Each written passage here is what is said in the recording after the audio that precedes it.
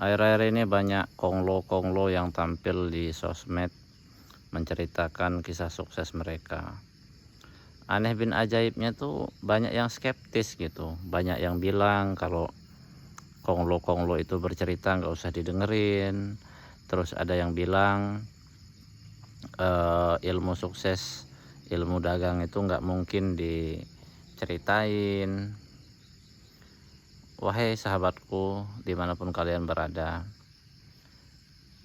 kalau ada yang ngupload konten bagus tentang kesehatan, tentang bisnis, tentang keuangan, coba kita tuh dengerin dengerin aja dulu ya. Dengerin aja dulu. Siapa tahu kita kecipratan atau ke distraksi sukses juga gitu. Misalnya banyaklah konglo-konglo yang sudah mengupload videonya di channel YouTube ya. Misalnya yang punya BCA, yang punya cat apian itu kan. Pokoknya yang punya perusahaan-perusahaan besar itulah. Memang kita tuh nggak semerta-merta bisa meniru usaha dan meniru mereka, dan rasa-rasanya juga nggak mungkin gitu orang kayak kita bisa menerima dan menyerap ilmu dagangnya dia orang gitu loh. Beda kelas, dan mereka juga memang udah terlanjur kaya gitu kan, udah jadi konglomerat. Jadi kalau ada konten-konten yang baik, yang positif, itu jangan skeptis, jangan nyinyir ya. Saya saranin untuk teman-teman selalu bersikap dan berpikir optimis, berpikir positif, melihat konten-konten orang kaya mengedukasi kita tentang keuangan, tentang disiplin, tentang habit. Jangan dikit-dikit jangan, nggak usah didengerin. Habis itu ada lagi komen ilmu dagang, ilmu bisnis nggak mungkin dikasih tahu ke kita. Gini ya, mereka kasih tahu pun kita tuh nggak mungkin mampu ngikutinnya. Yakin saya. Yakin saya. Mereka kasih modal, mereka kasih tahu caranya, kita tuh belum tentu mampu. Saya misalnya dia kasih modal, disuruh misalnya usaha shipping perkapalan ya, saya nggak mungkin bisa gitu loh, karena memang kita nggak ada background, nggak ada pengalaman. Jadi carilah konten-konten yang memang positif, baik untuk didengar ya, terutama tentang keuangan sih, karena literasi keuangan di negara kita itu kan bisa dibilang rendah ya. Termasuk saya pun tidak disiplin dalam keuangan dan masih sering boncos gitu kalau megang duit. Jadi kalau ada konten-konten daging ya tentang literasi keuangan, tentang hal-hal baik, berita-berita tentang isu-isu geoekonomi, geopolitik, itu kita simak, habis itu kita pahami gitu, kok ini bisa terjadi gitu kan, supaya tujuannya itu kalau teman-teman ingin bertumbuh, ingin berubah.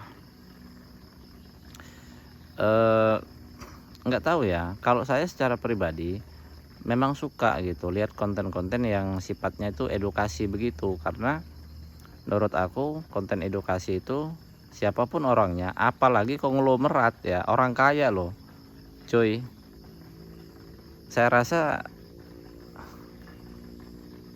jarang loh orang kaya tuh yang mau tampil di YouTube atau di TV yang mau berbagi hal-hal positif itu. Lawang mereka udah nyaman kok sama kehidupan dan duitnya udah nggak tahu berapa lagi jumlah nolnya itu ya kan. Jadi teman-teman, ayolah kita berpikir positif ya. Jangan melihat konten-konten itu dari sisi negatifnya. Kita lihat semua konten itu dari sisi positifnya. Apalagi konten itu tentang literasi keuangan, ngajarin kita tentang bisnis, ngajarin kita tentang apa tadi namanya, habit gitu kan. Banyak saya nemuin komen-komen di beberapa sosmed ya, nggak di FB, nggak di TikTok, nggak di IG, termasuk di YouTube sendiri. Ketika banyak konglo yang tampil di TV, komennya itu negatif. Yaitu tadi mereka berbagi itu, saya yakin bukan lagi ngejar yang namanya viewers atau endorse atau apa itu, yakin saya. Nggak tahulah apa yang mereka kejar, tapi saya rasa mereka bukan ngejar duit lagi gitu.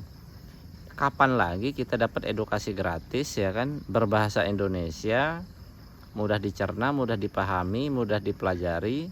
Kita tuh tinggal nonton,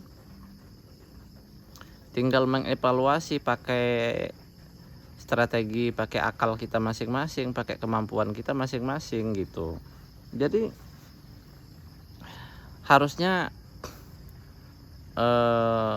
kita tuh berpikirnya positif gitu loh.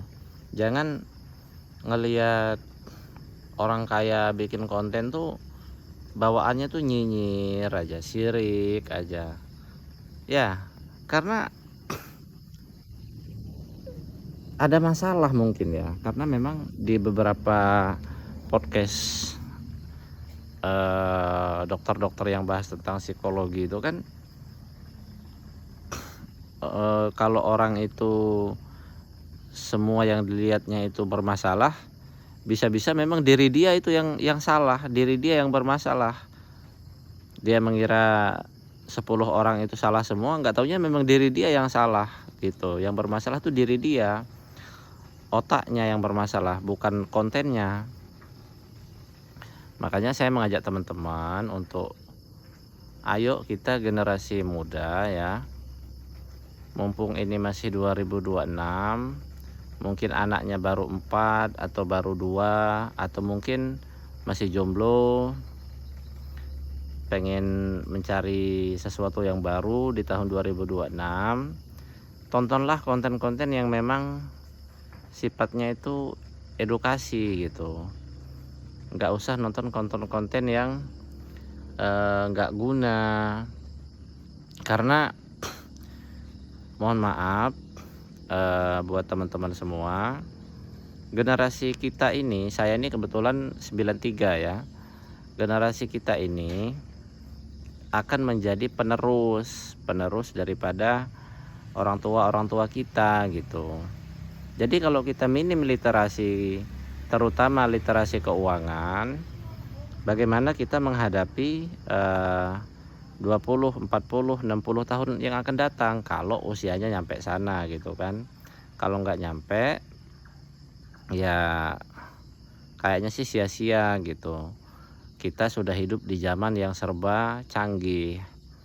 Ada banyak platform, ada banyak teknologi, ada AI. Kok kita tidak memanfaatkannya untuk sesuatu yang positif, terutama bidang keuangan, ekonomi, bisnis, dan sesuatu yang bersifat bagaimana caranya untuk menghasilkan income tanpa harus keluar rumah gitu kan.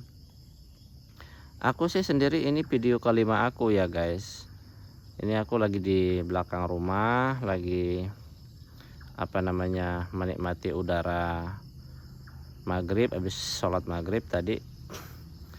Sengaja aku bikin konten ini supaya teman-teman tuh, saya mengajak teman-teman untuk selalu berpikir positif dan berterima kasih gitu loh sama konten-konten dari seluruh dunia, khususnya Indonesia lah, yang mau gitu ya dengan dengan niat ya bikin konten itu.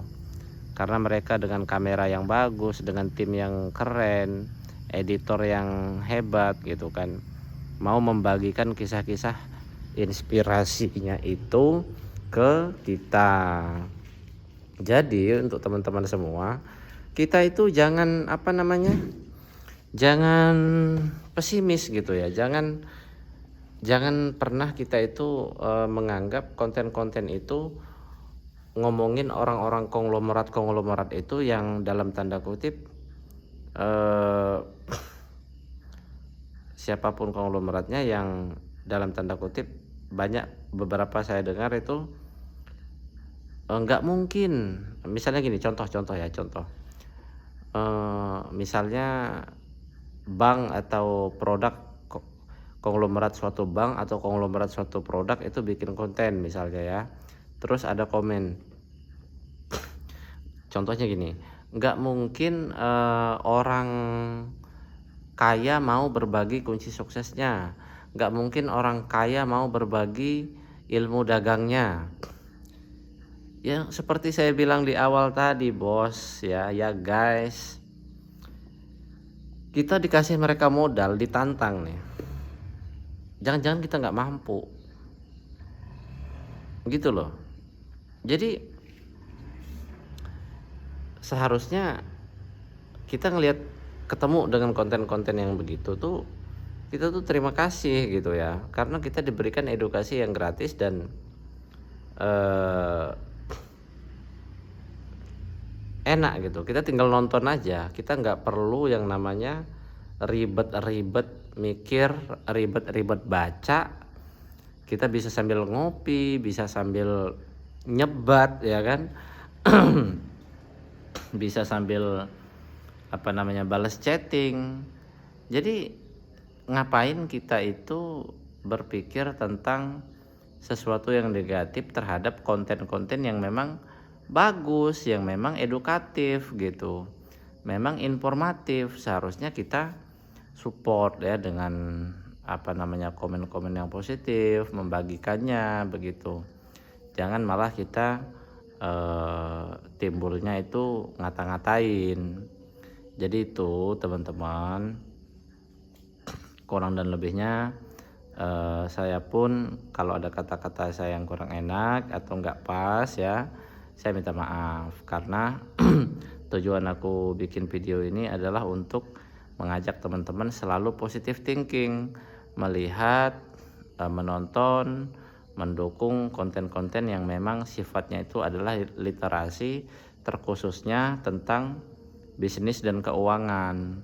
Karena kalau kita nggak melek tentang keuangan, nggak melek tentang bisnis, ya kita mau ngapain gitu kan? Mau belajar apa kita? Jadi buat teman-teman harus jangan pernah bosan untuk selalu melek, selalu belajar tentang keuangan dan bisnis. Karena bisnis, terkhususnya bisnis, itu setiap zaman, setiap tahun itu ada perubahan, entah itu perubahan regulasi, entah itu perubahan aturan, entah itu perubahan macam-macam lah, banyak perubahannya, sehingga dibutuhkan strategi-strategi jitu gitu. Siapa yang sudah bisa menjadi panutan kita dalam berstrategi? Ya orang-orang yang sudah sukses itulah. Konglomerat-konglomerat yang sudah tampil-tampil yang hebat-hebat itulah yang wajib kita jadikan panutan dalam mengevaluasi bisnis atau usaha kita, atau ya kita ikutin cara dia begitu. Walaupun usahanya nggak harus sama gitu kan. Nah jadi itu aja ya teman-teman, kurang dan lebihnya kalau konten saya masih belum perfect, belum bagus, saya minta dukung like dan subscribe-nya. Terima kasih.